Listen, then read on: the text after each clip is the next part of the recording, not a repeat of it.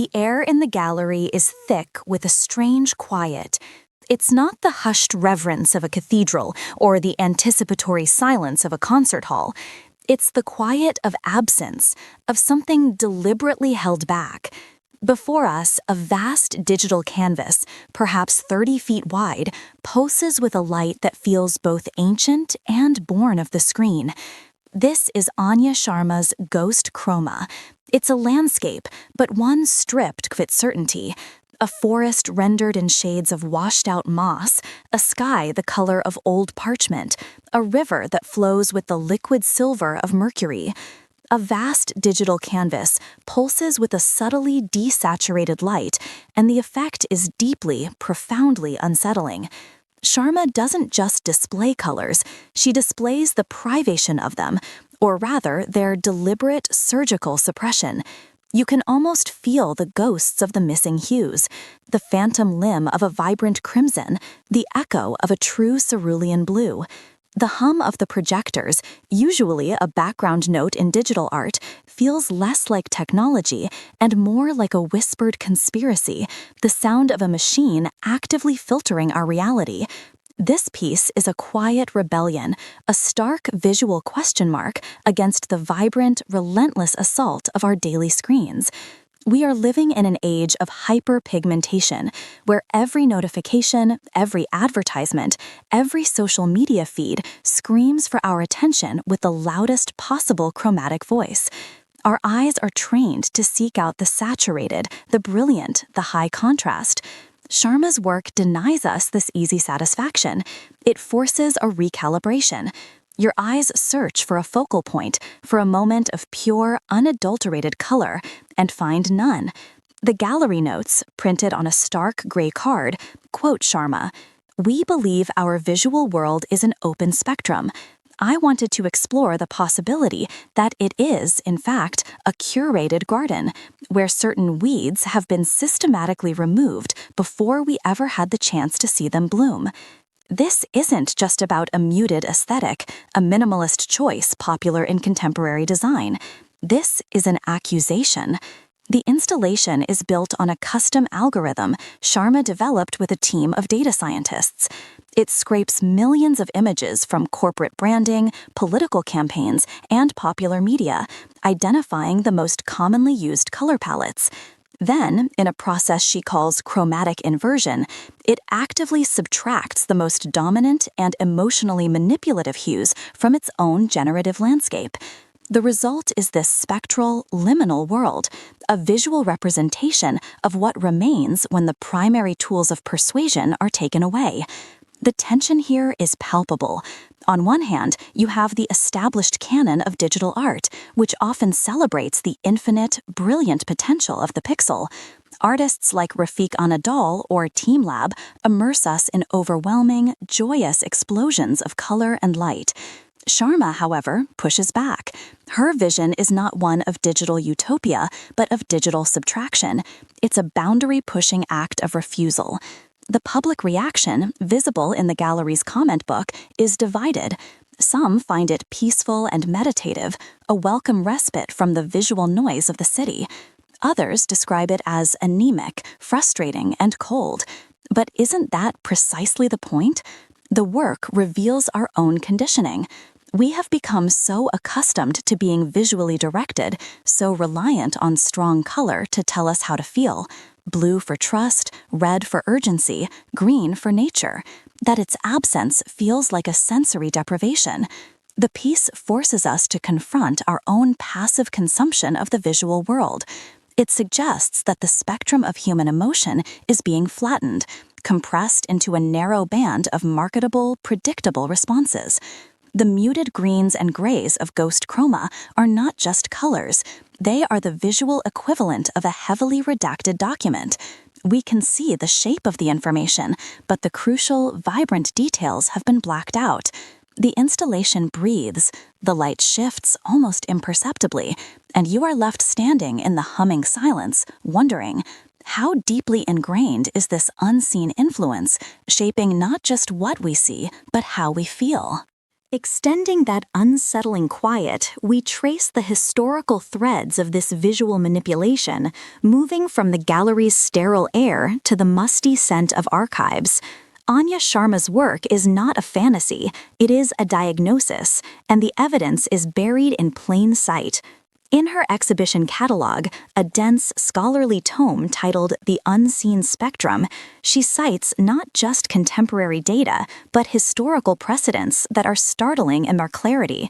We see reproductions of early 20th century government directives from various European states, detailing approved palettes for public murals and national monuments, explicitly designed to promote civic harmony and productive spirit.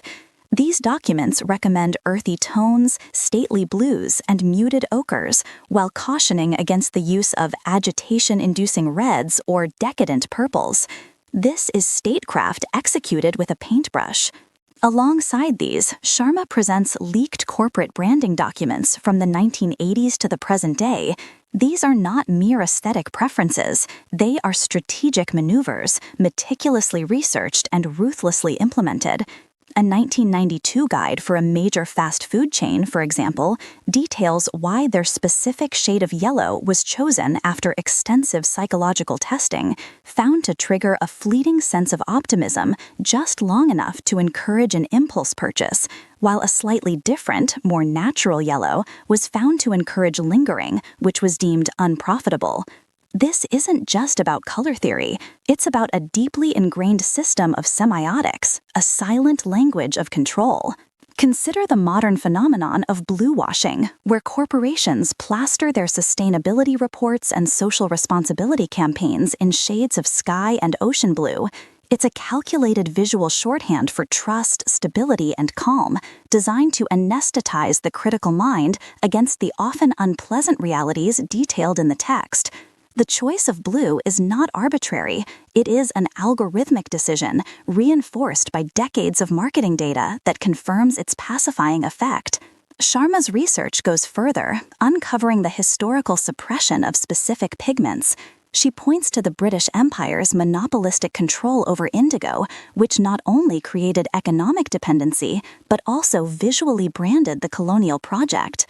Or consider the Soviet Union's state-controlled chemical plants, which produced a limited range of pigments for artists, effectively making it difficult to paint with the vibrant bourgeois yellows and magentas flourishing in Western abstract expressionism.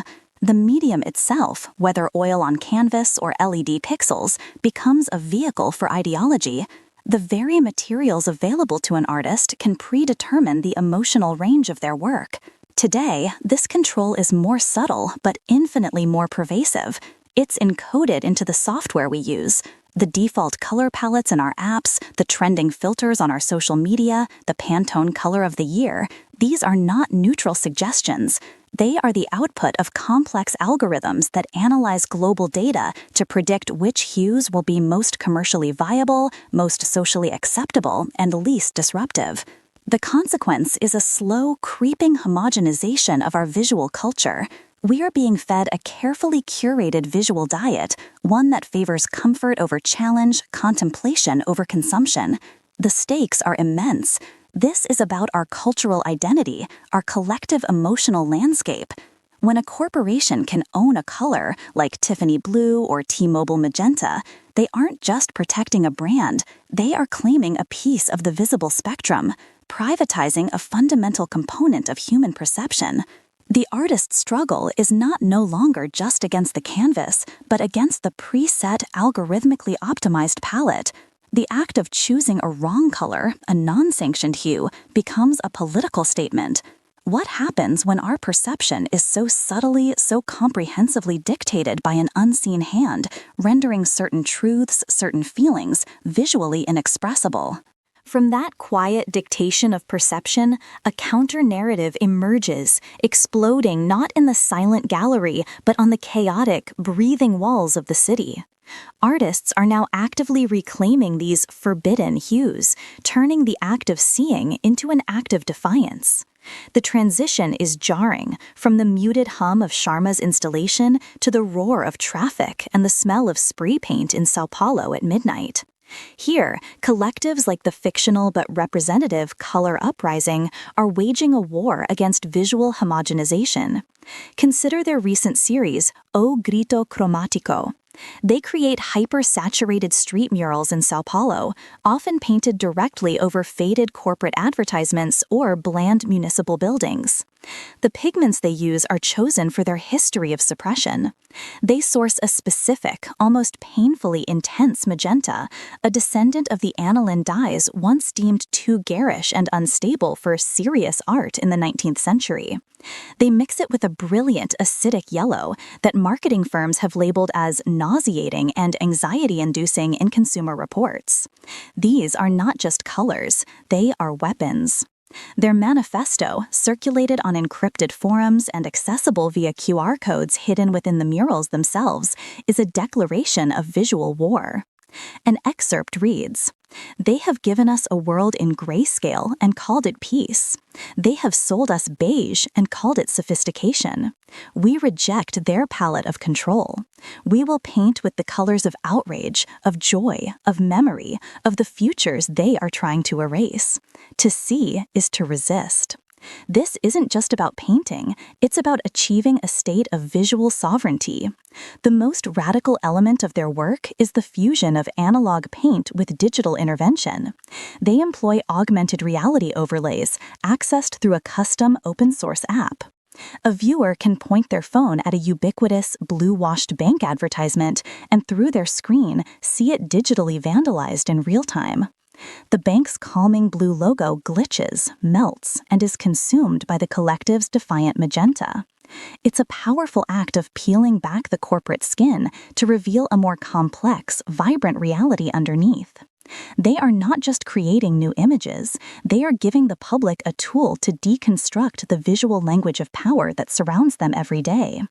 From this protest mural, the piece inevitably enters the complex, often contradictory circuit of the art market. Initially wary, the established art world is now intrigued.